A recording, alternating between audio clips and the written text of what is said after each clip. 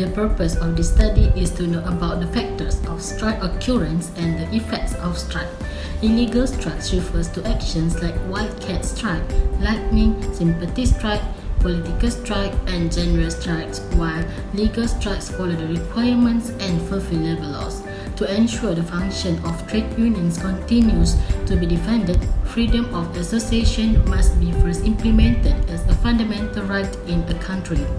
The colonial government actively encouraged labor imported from China and India when today a multiracial Malaysian society is created. Due to instability in managing the orderly employment system, the authorities enacted the Trade Union Act 1959 to curb communist influence among trade unions. The enactment of this new law is intended to segregate trade union based on industry or sector that results in the movement of workers in small numbers and less influential in the industry.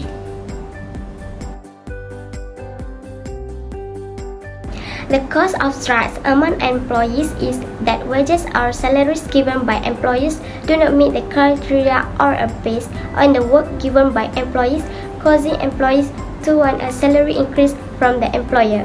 This strike is one way for employers to consider the wages that have been given to the employees so that the productivity of the organization is guaranteed.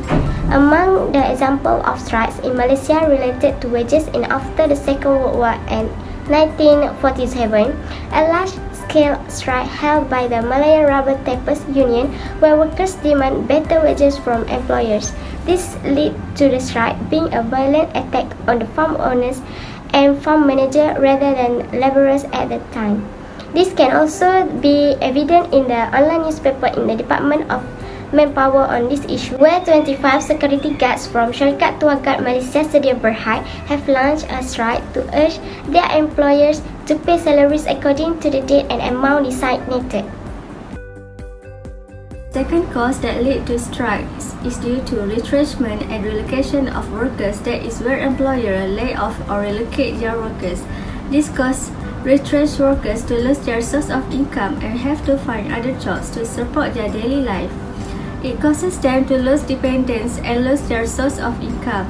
It should also be noted that the issue of dismissal is a sensitive issue for any individual employee because it involves the issue of their financial resources as well as dependence on their family members. Furthermore, relocated employees will have difficulty adjusting to the new workplace. This can be seen in the issue in Malaysia, which is the closure of the railway line to Gua Musa, where this closure costs more than 300 workers to disrupt their road sections, and there is a possibility that they will be relocated and there will be layoff. The impact of strikes is failures in enterprise conflict negotiations. This is because the strike took place due to the conflict that took place between the employer and the employee, which could not be resolved through the negotiations that have been conducted. Therefore, workers go on strike to urge or force employers through these strikes activities to be responsible for ensuring that the rights of workers are emphasized. This also shows that employers and employees are not able to negotiate peacefully with each other, resulting in the two disputing parties being unable to resolve the conflict through action from the government or the corporate court. This can be seen through the case of the Cement Industry Workers Union, where almost 50 workers went on strike in front of the factory when the joint discussion found a dead end. The total number of articles involved in the CA is 41 articles, and there are 3 articles that are not agreed and can, it is said, to be added and between unions and employers. As a result of dissatisfaction, the union went on strike, and even a complaint was made to the SRC to hold a conciliation meeting, where 2 meetings were held were chaired by the SRC director himself. A complaint has been made to the CRC, but if it cannot be resolved, the Ministry of Human Resources will take the matter to the industrial court. Thus, we can see here that with the occurrence of the strike will affect the failure in enterprise conflict negotiations.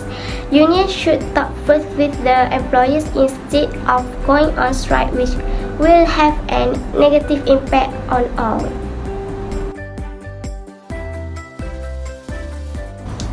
There are various implications when a strike occurs. One of them is to tarnish the image of an organization. This means if there is a strike in an organization, then it is certain that the organization gets a skewed view from the community.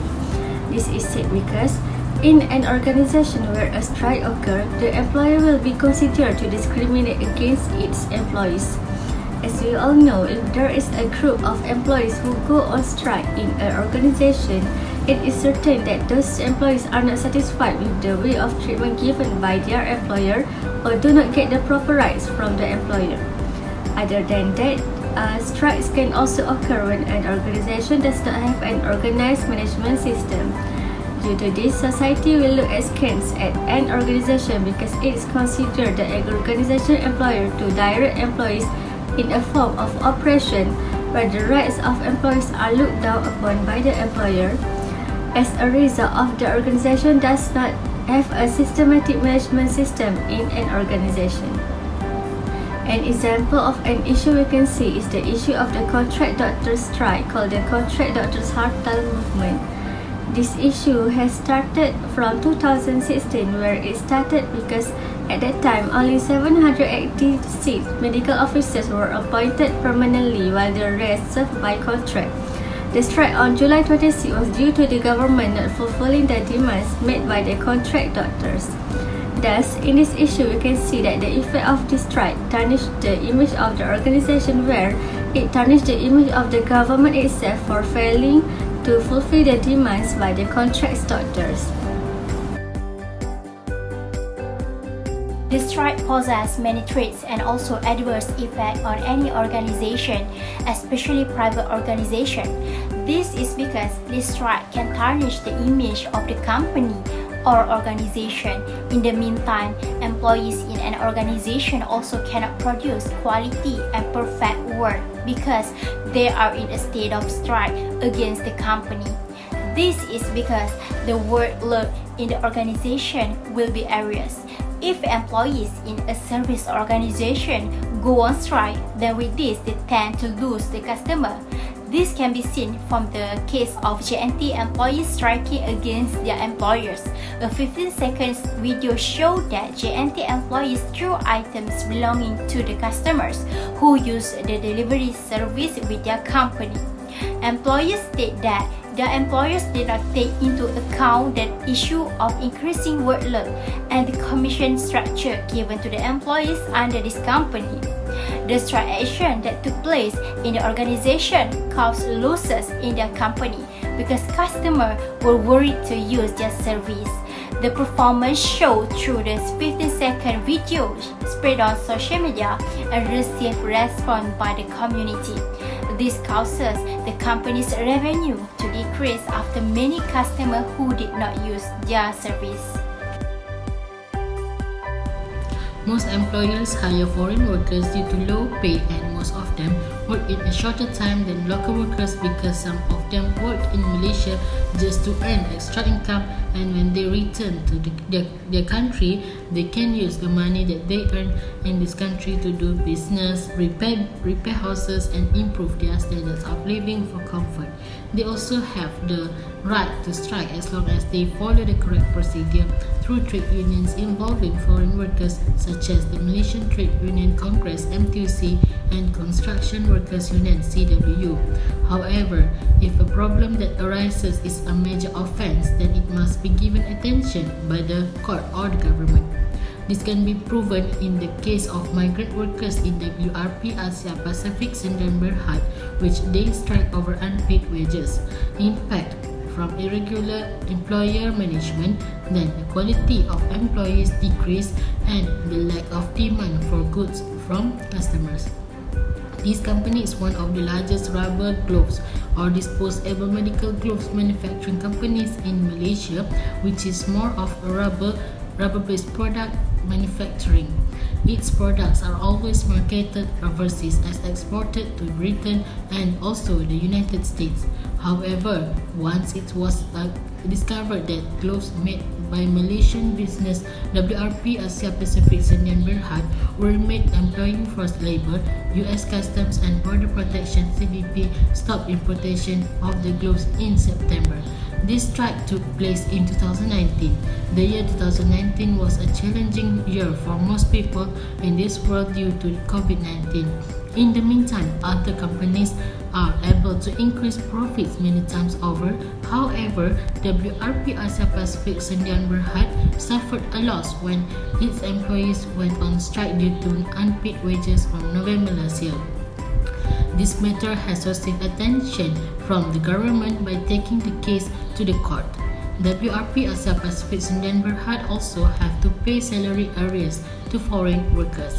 Moreover, in this case, the Ministry of Human Resources said that it had been meeting with the Bangladesh and Nepal embassies to discuss the agreed payment.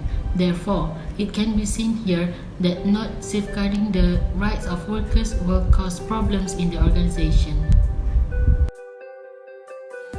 An employee who wants to go on strike is also necessary to be registered and also recognized.